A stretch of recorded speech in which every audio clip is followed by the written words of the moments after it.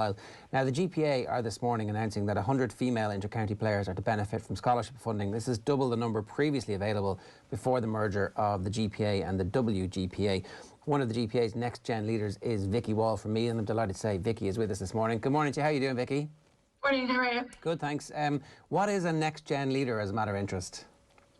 Yeah, so it's a new programme that the WGPA and the GPA have set up. I suppose it's to get current players, young players. I think the age bracket was between 20 and 25, and just, I suppose, integrate us into the operations behind the WGPA and the GPA and how they fight for things like equality and stuff like that. So it's a really interesting programme so far. Okay, so it's actually getting you guys involved in the workings of the association.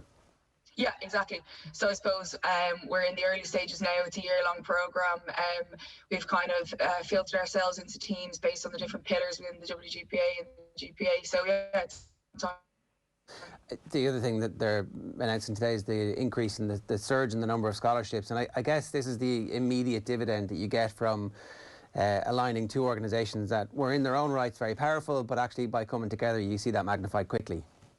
Yeah, absolutely. I've been lucky enough to receive it the last few years at WGPA, and I know that they've increased it from 55 members to 100 members this year. So, I mean, that's nearly doubling it. So I think if that's a sign of the amalgamation, I think it's going to be positive going forward anyway. Yeah, it seemed like the amalgamation was a fairly obvious thing to do, and it seems like the players are kind of driving the organisation at the structural level forwards, kind of dragging them kicking and screaming behind you.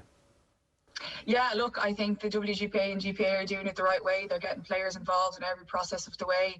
And I think obviously the players are the key people in these decisions. So I think it's obviously so critical to have them involved in those decisions. Was it an obvious thing for you as a player to also get involved in the administration? Because a lot of players are a little bit reticent. They're like, oh, I'll do that when I'm finished playing. But actually, if you're in the midst of it now, having your voice heard is kind of almost more important than when you're retired. Yeah, I think so. And I think, look, there's been plenty of things about ladies football in camogie, people giving out the last few years on Twitter and the likes of that. So I think I probably would have been one of those people. So I think it's important to put my money where my mouth is. So just to actually be involved in it and to try make an actual difference. So I think that was one of the key things that made me want to get involved with this Next Gen Leader programme, yeah. One of the other reasons that people don't get involved is that they think that it'll come back on them, and that if their performances dip in any way, somebody's going to point out, oh, you know, too busy getting involved in the union to actually play well. But you've just had a pretty good year there, Vikki, so maybe, you know, you're the perfect person to be talking to today.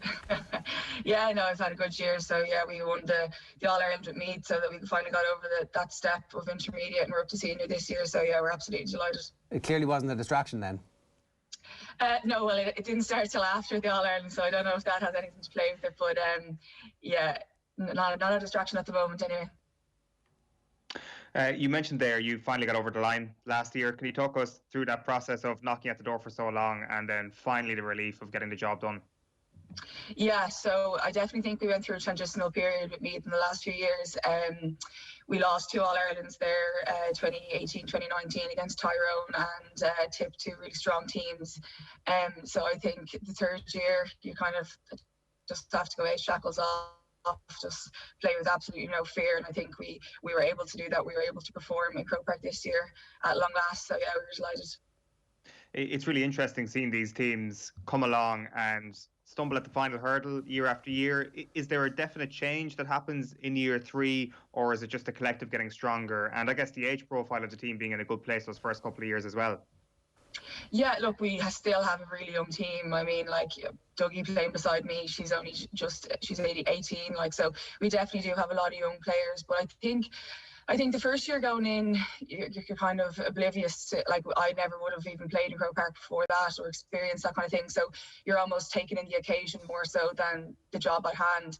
And I think the second year, I think we really had our heads screwed on. I just think Tip were stronger on the day, and they took their goal opportunities. So I suppose year two, we weren't going to enjoy the occasion. We really had a job to do. And then I think when you get back there for the third chance, you're kind of thinking, like, we really, really, really have to do it this time. So yeah, I think it was a mix of experience and then hunger as well this year that got us over the line. I'm sure people have seen the goal in the final. Like, I mean, there's been some unbelievable goals scored in last year's championship. The solo off the left, the shot off the right into the top right corner at a pretty pivotal point in the game as well. Like, do you remember thinking at that point, Vikki, God, this is an absolute worldie I'm after scoring?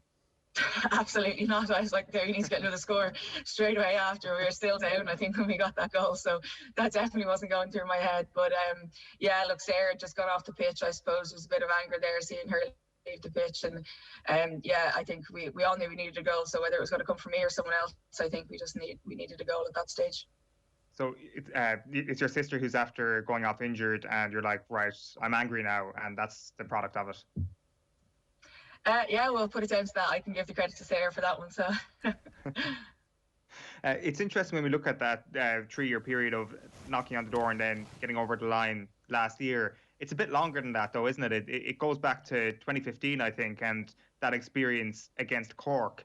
For people who probably aren't realised, could you tell us a little bit about that and how long this project was in the making for you to get back to a level where you're really satisfied with being one of the best teams around? Yeah, so I think the Meath team went through a transitional period where a lot of the older girls retired. I mean, they'd given 10, 12 years of service, so there was absolutely no begrudgment there. But so I joined 2015, the panel, when I was 16. Yeah, so in the first 3 years, I think we had 3 different sets of management as well. So I suppose that had an effect on it as well. But yeah, we played a game against Cork in the senior championship. We lost by 40 points, and it was up there one of the worst days that I've been involved in playing with Meath. You know, it was really tough to take, and we were asking girls to play a few days before the game. You know, I was asking their names on the day of the game. So it's definitely not an ideal situation when you're going out against the likes of Cork, who are literally phenomenal and have always been. So that was definitely a tough moment, and I think we had a few other tough moments. You know, when I joined the first 2 years, we went down from senior to intermediate, and then Division 2, Division 3. So it's taken a while. We're back up in Division 2, back up in senior now, but it definitely wasn't an easy road. And I think maybe that has a part to play in the determination in the team at the moment. There still is a good chunk of us that have been involved in that period where we got relegated for both those grades. So I think that hurt will definitely drive us on now and hopefully stick with us in senior. It must have been a weird scenario to be ringing people to come play for their county. Like, I'd imagine that was a dream for you all along, and then you get into the inter-county squad so young, and one of the first years you're playing, you're calling on people to join you on the team. Yeah, I think maybe I was definitely naive when I was first up there. You know, like you said, it's a dream. So I was still playing minor, but I was on the senior team, and I thought this was just the best thing. And then you turned up to training, and then there's not numbers there, or you're struggling to get a team. And I couldn't wrap my head around it. You know, I was obviously too young to be driving myself, so Dad would be driving me everywhere, and I'd kind of be like, just gobsmacked. I was like, why would people not be jumping at this opportunity? But I suppose when your team's not doing great, it's kind of easy not to get involved.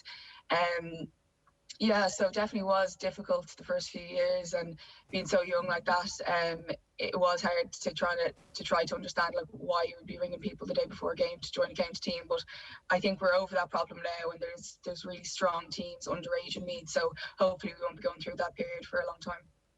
What changed? Oh. Personally, I think it's down to the management we have at the moment.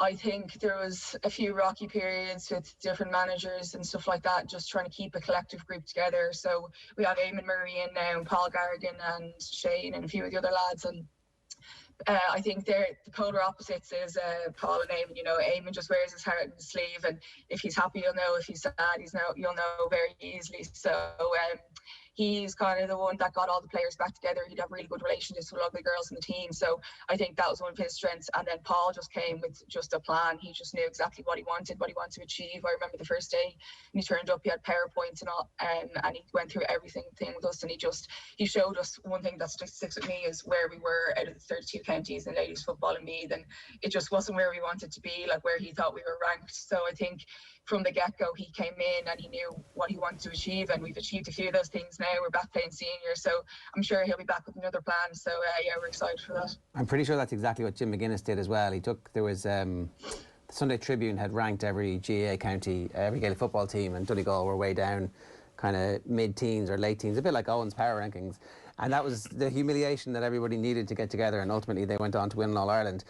Like, is that the ambition at some point in the next couple of years, to be genuine All-Ireland contenders? Because obviously, you know, we've seen teams come and really stick it up to Dublin. Like the Dublin women's football team aren't quite as dominant, even though they've won the last 3 as the men's team. They're not entirely unbeatable.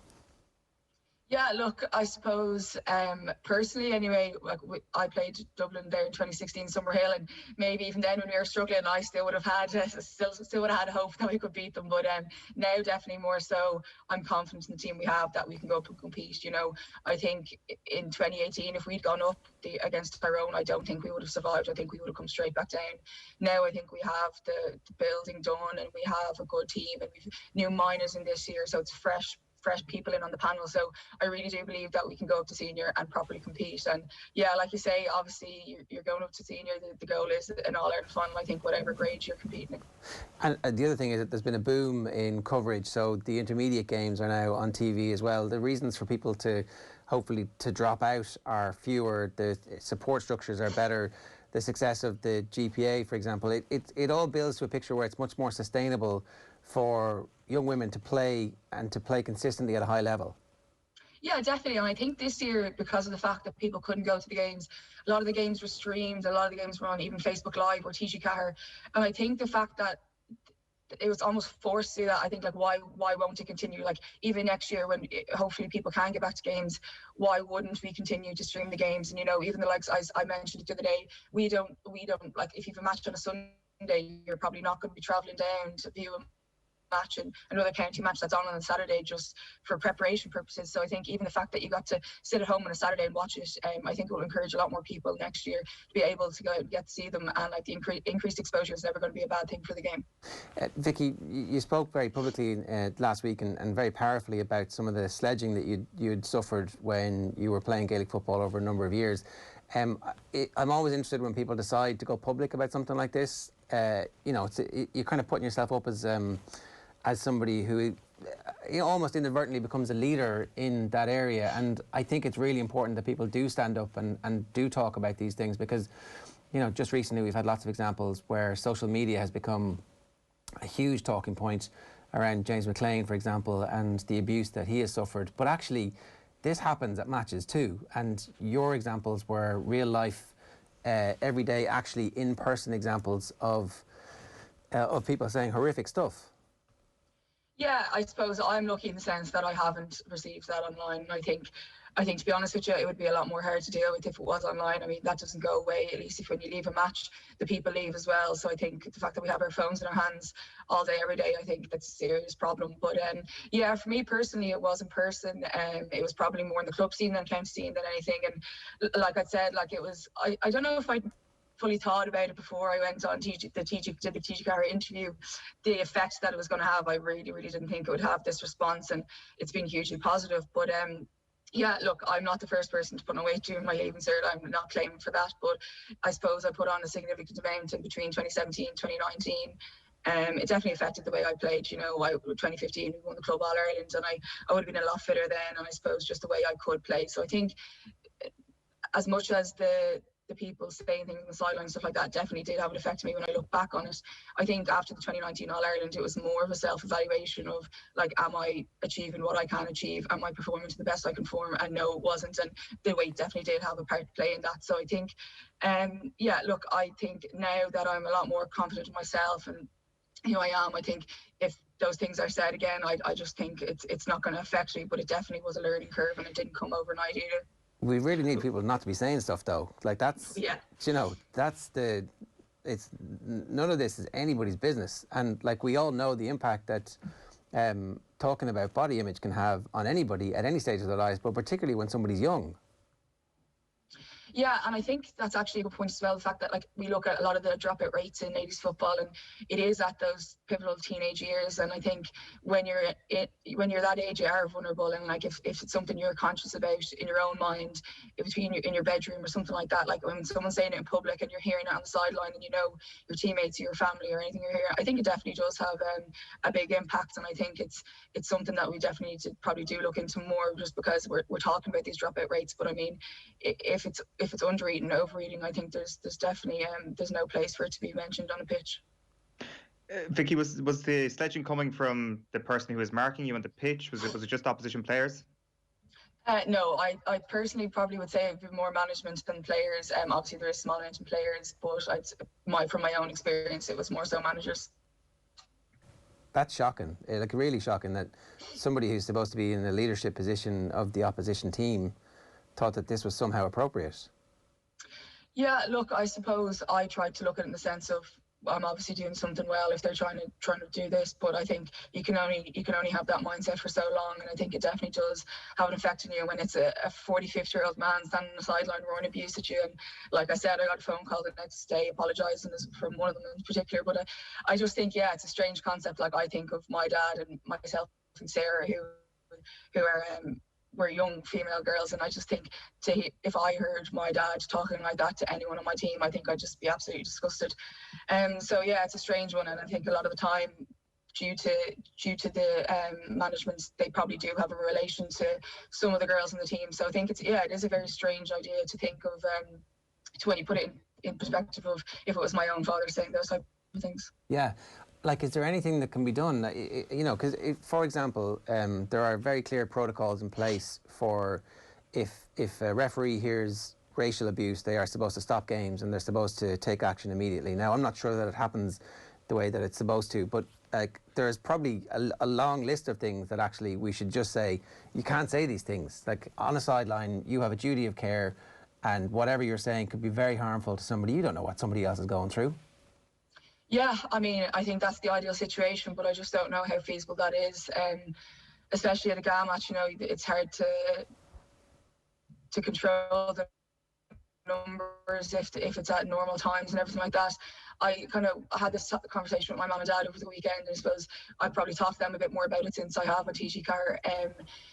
And my mum was even saying, you know, should we probably have said something, but like, should we have said more? Like, as in she'd witnessed it, she was in the stand, she heard it as well, and she kind of was of the opinion that you don't want to be feeding into these people, you don't want to be getting involved with them and like letting them talk more, and just like, she took the stance of just ignoring it and continuing on. But I suppose it's kind of hard to know what the best outcome to do is during that time. I think that's a real generational thing, to be honest. Like, I definitely, and I'm kind of in the middle of that. So in the Sunday papers, Neil Francis was saying, "Oh, look, you know, we just need to get off social media and ignore all this stuff." And I think Brawley was saying something fairly similar about James McLean at the weekend, a bit more nuanced. And then the athletes, the Olympians, have now come up with a "don't scroll by," and they're saying, "Hang on a second, no, we're going to call this out. We're going to use our platforms to say this is unacceptable." And I kind of feel like previously I would have been, don't feed the trolls. Don't feed the trolls, they'll go away. But that actually doesn't happen. What happens is that their little circle of people who they're telling the joke for or giving the abuse, you know, to, you know, their supporters are like, yeah, that's hilarious. The right thing to do is to say, no, I'm not going to. And actually, it should have been everybody else. It shouldn't have been up to your mum and dad. In the sidelines. It should have been everybody else in the crowd going. And I think that you're right by standing up and saying, enough is enough. Why should we have to take this? Yeah, it's funny you say that. I suppose personally, I probably would have just tried to, when it was going on, maybe just get another goal or get another point, or just that's how I probably would have tried to react. I mean, it's hard not to react personally, but I know a lot of maybe my teammates and stuff like that would be on the sideline. I know on a few occasions they would have turned around and said to stop, just to give over, essentially, just because it probably, like, hearing that for them isn't nice either. You know, it's someone like we're obviously very close as a team with club or county, so yeah, I think a lot of maybe my teammates probably would have done stuff like that. But yeah, I don't know, I think it's a tricky one to deal with, and I think hindsight's a great thing. You know, after it's happened, you kind of look back and say, well, I wish I'd done this, I wish I did that. But I think when it's happening, you're probably maybe emotions take over, and it probably does affect you more so, and probably your reaction isn't how it is after you've looked back on the situation. Yeah, no, 100%. But I think even by bringing it up now and doing the stuff on TGCAR and speaking about it, it gives comfort to people who are going through something similar, and it raises the issue so that sidelines know what to do. And I don't mean that you should have gone over to them and confronted them, but certainly the people on the sideline and the other supporters who were there and the other management teams. And it certainly needs to be something that we have a conversation about, because if we don't talk about this stuff, then we never actually learn from it. Yeah, definitely. And I think, as I said, I didn't expect this reaction from it, but I think it's definitely not a bad thing for it to be a topic of conversation and to be talked about. I know I was talking to Gemma Begley there the other day within the GPA, and she'd said that another Tyrone player had come out about an article that'd been written about her as well, to do with weight as well. So look, if it gets a conversation started, I'm happy with that. Vikki, good stuff. Thanks a million. Thanks, William. Cheers for joining us this morning. That's Vikki Wall, obviously part of the GPA's Next Gen, and I just want to remind everybody that the merger between the GPA and the WGPA has led to almost double the amount of scholarships on offer to women's footballers and camogie players in the country. Obviously, Meath, the 2020 TGCAR Intermediate All-Ireland winners, and Vikki was the Player of the Year, also named at centre forward on that team, having got promotion to the senior ranks as well.